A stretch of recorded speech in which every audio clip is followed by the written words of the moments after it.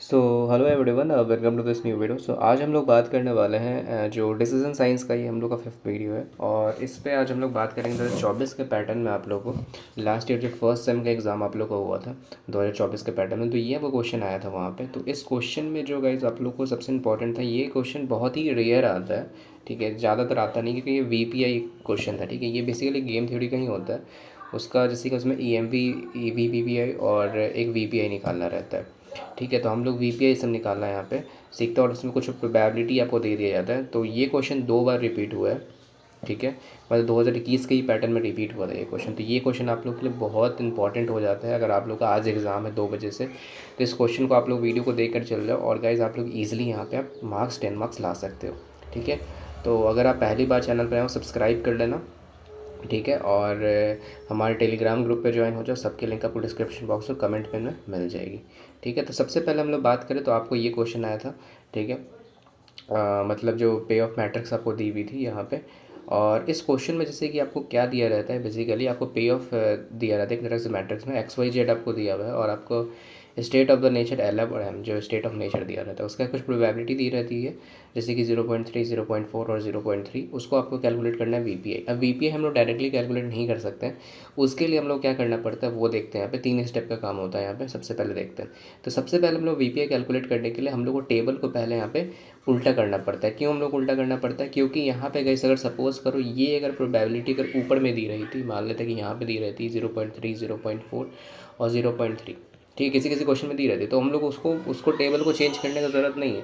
But जब probability आपके table के साथ नहीं दी रहती है, जब प्रोबेबिलिटी आपको अलग से दी रहती है एक वर्ड फिगर में, तो उसके लिए हम लोग को टेबल को क्या करना पड़ता है, उल्टा। मतलब इन द सेंस आपको जो L का जो पॉइंट है यहाँ पे -20, 50 और 200, उसको बस एक साथ लिखना पड़ता है। जैसे कि L में देखो -20, 50, 200 मैंने कॉलम में लिख दिया, M को 200, -100 और 50 मैंने ऐसे लिख दिया कॉलम में। फिर वही 400, 600 और 300, ये M का वैल्यू है। तो मैंने सॉरी L, M और N का ये वैल्यू है, तो N को मैंने ऐसे लिख दिया। बाकी प्रोबेबिलिटी बस मैंने ऊपर में लिख दिया, जो प्रोबेबिलिटी यहाँ पे दी हुई थी, ठीक है। तो यहाँ पे जो प्रोबेबिलिटी दी हुई थी मैंने इसको ऊपर में लिख दिया, और यहाँ पे इसका नाम देख दिया XYZ, जो भी यहाँ पे था। उसके बाद जब मैंने यहाँ पे इसको टेबल को बना लिया यहाँ पे, उसके बाद आपको यहाँ पे पहला निकालना है expected monetary policy, expected monetary policy नहीं वैल्यू, ठीक है। तो EMB क्या होता है? EMB होता है कि सबसे पहले हम लोग EMB X का निकालते हैं, फिर Y का, फिर Z का, क्योंकि आपके पास यहाँ पे 3 रो था, तो तीनों रो के लिए अलग अलग निकालेंगे। बस बेसिकली हम लोग तीनों रो के लिए क्या करते हैं, जो आपका यहाँ पे प्रोबेबिलिटी दी रहती है, जो आपको प्रोबेबिलिटी यहाँ पे दी रहती है, सिंपल आपको एक एक करके मल्टीप्लाई करना है। जैसे कि 0.3 को एक बार इससे -20 से, फिर -50 से, फिर 0.3 को 200 से, फिर सर 0.4 को 200 से, फिर -100 से, फिर 50 से, फिर 0.3 को 400 से, फिर 0.3 को 600 से, फिर 0.3 को 300 से। तो देख रहे हो मैंने उसी तरह सब में मल्टीप्लाई किया, ठीक है। जो उसका प्रोबेबिलिटी उसके सर पे दिया हुआ है यहाँ पे उसके ऊपर में, उसको तीनों बार तीनों नंबर से करना है। जितना रो रहेगा आपको वहाँ पे उतनी बार करना है। उसका जब इसका टोटल आ जाएगा यहाँ पे, तो टोटल देखो, जैसे देखोगे यहाँ पे पहले हम लोग X का निकाले, फिर Y का निकाले, फिर Z का निकाले, बस मल्टीप्लाई करके। उसके बाद मैंने यहाँ पे मैक्सिमम इसलिए लिखा है, मैं आगे बताऊंगा अभी, ठीक है। बस मैंने आप यहाँ पे देखोगे ये इसका 194 आया, इसका 125 आया, इसका 170 आया है, ठीक है। उसके बाद हम लोग दूसरा निकालेंगे आपको expected value with perfect information, जो होता है आपका EVPI। EVPI का मतलब ये होता है expected value with perfect information. इसमें होता है कि जो हम लोग प्रोबेबिलिटी लेंगे, मान लेते हैं कि 0.3, 0.4 और 0.3, क्योंकि 3 प्रोबेबिलिटी दिया हुआ है L, M, N का। उसके बाद इसमें सबसे देखेंगे सबसे ग्रेटर कौन है। सबसे ग्रेटर अगर आप देखोगे, अगर हम लोग इसमें बात करें L में, तो 200, M में देखेंगे तो सबसे ग्रेटर कौन है आपका 200, इसमें देखेंगे तो सबसे ग्रेटर आपका 600 है। तो तीनों में सबसे ग्रेटर देखना है, ठीक है। तीनों में सबसे मैंने देखो यहाँ पे पहले 200 लिया, फिर इसमें 200 लिया सबसे ग्रेटर, फिर 400 लिया। मतलब इसमें सबसे ग्रेटर से आपको मल्टीप्लाई करना है उसको प्रोबेबिलिटी को, ठीक है।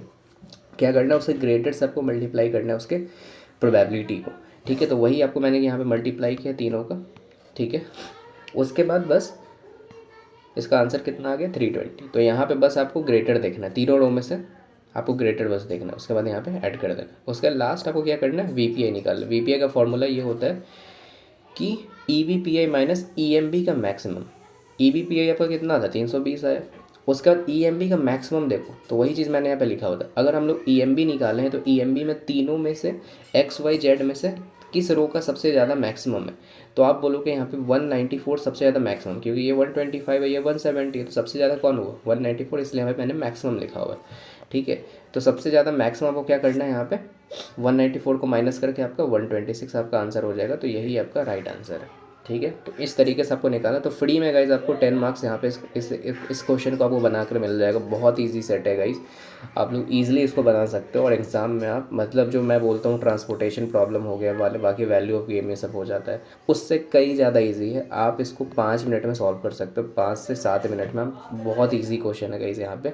तो आप लोग समझे, यहाँ पे वीपीआई निकालने में पहले हम लोगों ने एक्सपेक्टेड मॉनेटरी वैल्यू निकाला, ठीक है, उसका XYZ से तीनों रो का, फिर हम लोगों ने यहाँ पे EVPI निकाला, फिर हम लोगों ने VPI निकाला। उसी तरह सेम क्वेश्चन आप लोग को 2021 में भी रिपीट हुआ था, ये क्वेश्चन सेम यहाँ पे रिपीट हो गया था, देख रहे हो यही डेटा। तो आपको बस यही स्टेप फॉलो करना है, इस क्वेश्चन को बना देना है। 2 बार आया हुआ है आपको SPPU में, यही क्वेश्चन सेम रिपीट हुआ है, और ज़्यादा चांस है कि इस बार भी रिपीट होगा।